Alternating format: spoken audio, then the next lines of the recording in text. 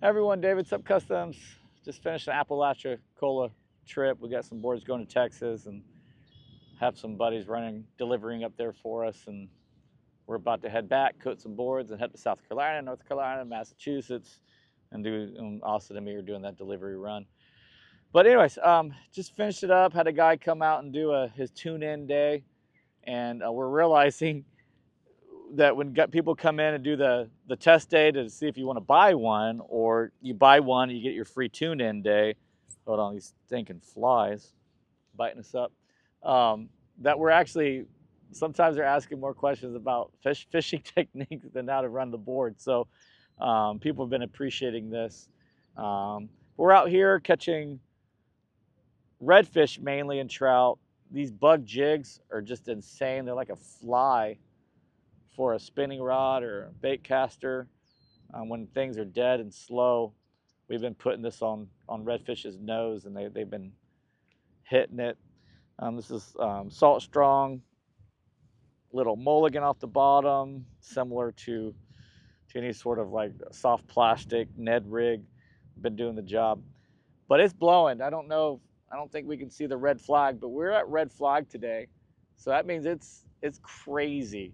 And these skiffs are just this catamaran, live water sports, just slices through all this stuff. But wanted to give some example of how we manage our trolling motors and our micro poles.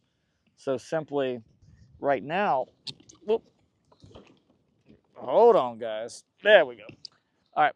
So right now, I have just on the AutoBoat, I have the spot lock on. So my micro pole is up.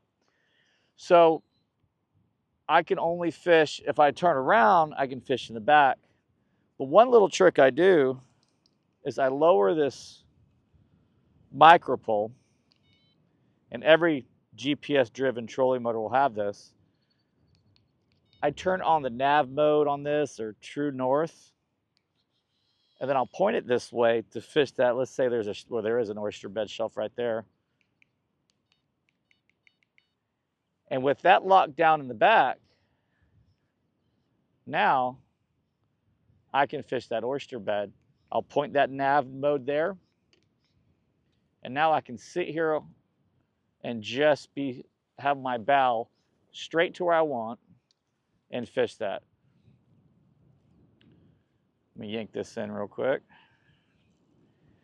And then, let's say I just want to fish over there. So I'll turn, some call it true north. I'll point that direction. And what it's going to do, it's going to say I'm going to go this direction. And now I can sit here and cast. So with that micro anchor being down and this setting here, and what I'll do is, like, now that I'm going with the current, it's a little too strong, I'll just hit number 1 out of 10 here, and it will just sit there. See it there?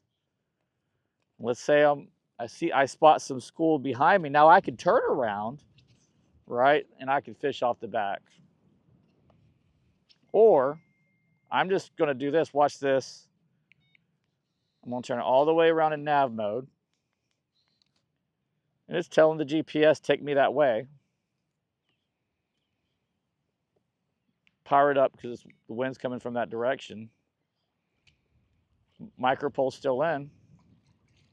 And I guess you can do this outside of a SUP Customs skiff. I guess you can do this on anything. I'm going to turn it down a little bit. And now I can cast anywhere in front of me. It's just a super cool way to fish these boards, especially when it's blowing, I don't know, 20, 25 right now. It's insane. And it's just a really cool technique of, why do you have all these tools on this? Because I want to be out here and I want to get the job done. I don't have a lot of me days, having 5 kids and businesses and everything. So when I'm out here, I don't feel like paddling, forever. If I want to exercise, I'll go to the gym. I want something that'll get me out here.